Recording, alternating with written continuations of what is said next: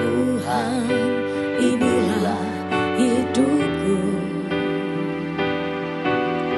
Ku serahkan padamu segala cita-citaku, masa depanku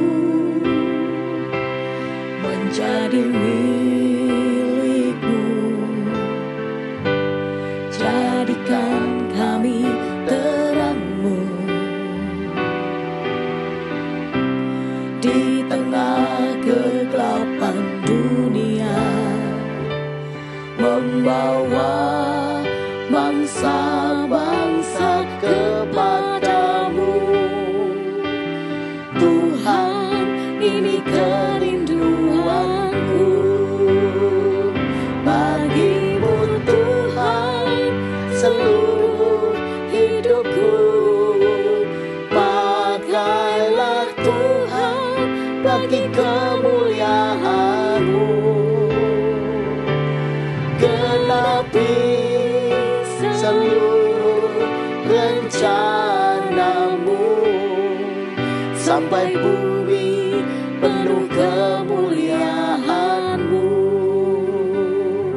Morning Grace, rahmat pagi hari ini akan melengkapi kita dengan firman Tuhan yang menyegarkan. Mari kita berdoa. Ya Tuhan, kami bersyukur pagi yang indah ini Tuhan lengkapi juga dengan renungan pagi Morning Grace ini. Supaya firman Tuhan melengkapi hari-hari kami, menguatkan, menyegarkan, dan membuat kami makin hidup sebagaimana yang Tuhan inginkan. Di dalam nama Yesus kami serahkan firman yang hendak kami renungkan dan pergumulkan ini. Amin. Bicara tentang bagimu Tuhan seluruh hidupku, seperti lagu yang barusan kita nyanyikan. Pakailah Tuhan bagi kemuliaan-Mu. Ini berarti sebuah komitmen, kerinduan, keinginan. Tuhan, ini keinginanku, hidupku buat Tuhan. Pakailah bagi kemuliaan-Mu. Saudara, ini sebuah sikap berkomitmen. Tetapi saudara bicara soal komitmen. Komitmen itu bukan sesuatu yang sekadar dikatakan. Komitmen itu sesuatu yang diperjuangkan, yang dilakukan dengan gigih. Jadi komitmen itu sesuatu yang sudah dijanjikan untuk dilakukan. Misalnya dalam kehidupan suami istri, janji pernikahan ya dipenuhi, dilakukan. Tapi bukankah hari ini kita melihat dan mendengar begitu banyak orang yang berkomitmen dalam pernikahan, janji di altar, di hadapan Tuhan dan jemaatnya, nyatanya yang tidak memenuhi komitmennya. Ketika ada masalah, ketika nggak cocok, ketika kecewa, mereka meninggalkan pasangannya, bahkan bercerai. Nah, karena itu kalau kita mau melihat dari sisi yang lain, tentu saja perceraian itu menjadi sebuah tanda tanya besar. Benar nggak pasangan itu masih berkomitmen? Kenapa ada perceraian kalau demikian? Dan kasih Tuhan, tentu saja komitmen ini memang bukan sesuatu yang mudah. Kalau tidak boleh bercerai, lalu bagaimana kalau tidak cocok dan seterusnya? Mari kita gumulkan firman Tuhan pagi ini melalui Matius 19 ayat 7-11. Matius 19 ayat 7-11 yang nanti akan kita mulai dari ayat yang ke-6 dulu, supaya kita makin mengerti bagaimana hidup berkomitmen. Kalau kita belajar dari teks kita ini, kita akan belajar berkomitmen dalam berkeluarga, dalam melayani, dalam mengasihi, dan di dalam melakukan tugas tanggung jawab kita. Kita mulai dari pergumulan orang-orang banyak ketika mendengar kata-kata Yesus demikian di dalam Matius 19 ayat yang ke-6. Jadi mereka bukan lagi dua tetapi satu. Itu sebabnya apa yang sudah disatukan oleh Allah tidak boleh diceraikan oleh manusia. Oh, Yesus memberi garis bawah yang tebal, yang tegas, yang tebal. Perempuan dan laki-laki yang ada dalam pernikahan tidak boleh bercerai. Tapi orang-orang yang ada di sana lalu bertanya, ayat 7, orang Farisi bertanya kepadanya, kalau begitu mengapa Musa menyuruh orang memberi surat cerai kepada istri yang diceraikan? Loh, kok Musa mengizinkan memberi surat cerai? Ayat yang ke-8, Yesus menjawab, Musa mengizinkan kalian menceraikan istrimu sebab kalian terlalu susah diajar. Tetapi sebenarnya bukan begitu pada mulanya. Wow, ini sindiran yang keras sekali, teguran yang keras. Sebab kalian terlalu susah diajar, maka Musa mengizinkan kalian menceraikan istri pakai surat cerai. Tapi sebenarnya bukan begitu pada mulanya. Pada awalnya Tuhan tidak mengizinkan perceraian. Semua itu diizinkan Musa. Bukan karena Musa mengizinkan perceraian, tapi karena Musa itu kasihan pada perempuan-perempuan yang diceraikan. Yang diceraikan begitu saja tanpa surat, tanpa kejelasan status. Begitu saja dikeluarkan dari rumahnya. Wah, kasihan sekali kan perempuan-perempuan ini. Korban tindakan semena-mena para suami yang tidak bertanggung jawab pada waktu itu. Nah, karena banyak suami yang demikian, yang gak tanggung jawab, tidak punya komitmen, maka Musa terpaksa mengizinkan membuat surat perceraian. Bukan menyetujui perceraian, tapi demi menjaga perempuan-perempuan yang diceraikan supaya memiliki status yang jelas, supaya tidak menjadi orang yang mengalami kemalangan karena nggak punya status apa-apa, nggak ada kejelasan. Nah, mendengarkan hal itu apa respon banyak orang? Ayat 9. Jadi dengarlah ini, kata Yesus masih. Siapa menceraikan istrinya padahal wanita itu tidak menyeleweng, kemudian kawin lagi dengan wanita lain, orang itu berzina. Maka respon pengikut-pengikut Yesus berkata kepadanya di ayat 10. Kalau soal hubungan suami istri adalah seperti itu, lebih baik tidak usah kawin. Lebih baik gak usah kawin. Kenapa? Tidak boleh bercerai. Harus menjaga komitmen seumur hidup. Waduh, kalau gak cocok bagaimana? Kalau dia mengecewakan bagaimana?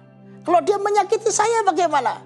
Wah, kalau demikian lebih baik tidak usah kawin.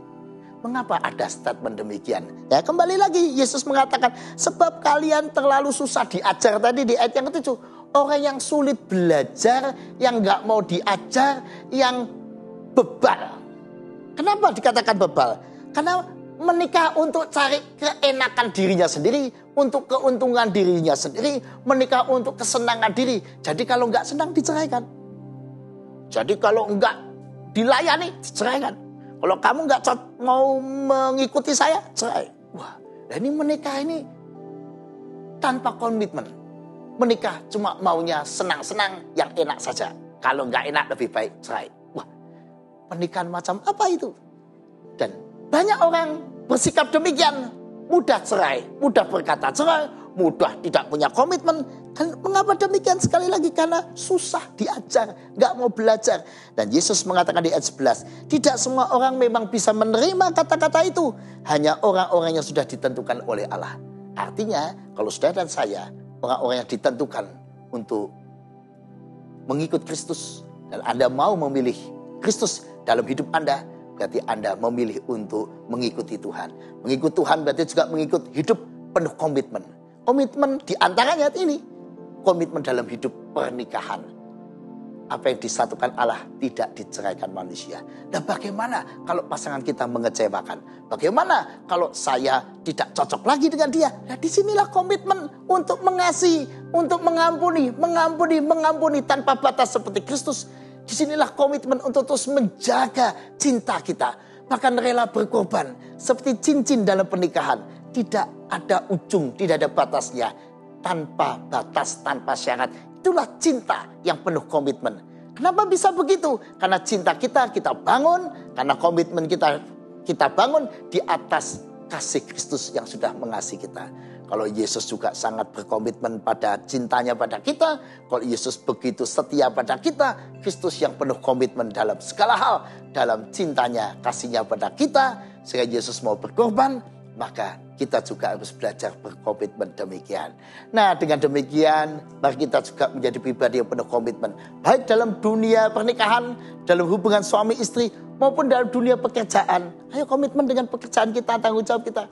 Juga komitmen dengan semua apa yang menjadi tugas-tugas kita sebagai orang tua. Orang tua harus sediakan waktu buat anaknya. Orang tua harus mendidik anaknya dengan firman. Orang tua yang mengajak anak-anaknya untuk mengenal Tuhan. Bersaksi buat anak-anaknya. Ayo kita berkomitmen juga di tengah masyarakat. menjadi warga negara yang baik supaya Indonesia makin maju. Karena banyak orang-orang yang punya komitmen memajukan bangsa ini dengan nilai-nilai yang baik. Pertanyaannya adalah, maukah Anda menjadi pribadi yang tidak cari enaknya sendiri, mau mudahnya sendiri, seperti dalam teks tadi beberapa orang bersikap demikian, tapi menjadi orang-orang yang penuh komitmen. Apa yang sudah dikatakan, dijalani. Apa yang sudah dijanjikan di depan Allah, dilakukan. Apa yang sudah menjadi kewajibannya, dia kerjakan dengan sepenuh hati, dengan penuh cinta yang tulus. Seperti Tuhan mengasihi kita dengan cinta yang penuh komitmen, mari kita juga melayani dunia ini dengan pelayanan yang penuh komitmen. Tuhan memberkati. Mari kita berdoa. Tuhan, terima kasih karena Tuhan mengajarkan kami menjadi pribadi-pribadi yang penuh dengan komitmen dalam mengasihi, dalam mencintai, dalam berumah tangga, dalam segala hal. Biarlah ini menjadi kesaksian yang baik yang memuliakan nama Tuhan. Dan kami bahagia boleh menjadi para pengikut Tuhan yang demikian. Amin. Kiranya rahmat pagi ini kita terus yakini dan berkat ini kita bagikan pada orang-orang sekeliling kita supaya nama Tuhan dimuliakan dan banyak orang menikmati rahmat Tuhan setiap hari. Jaga komitmen Anda. Bagimu Tuhan seluruh hidupku, pakailah Tuhan bagi kemuliaan-Mu.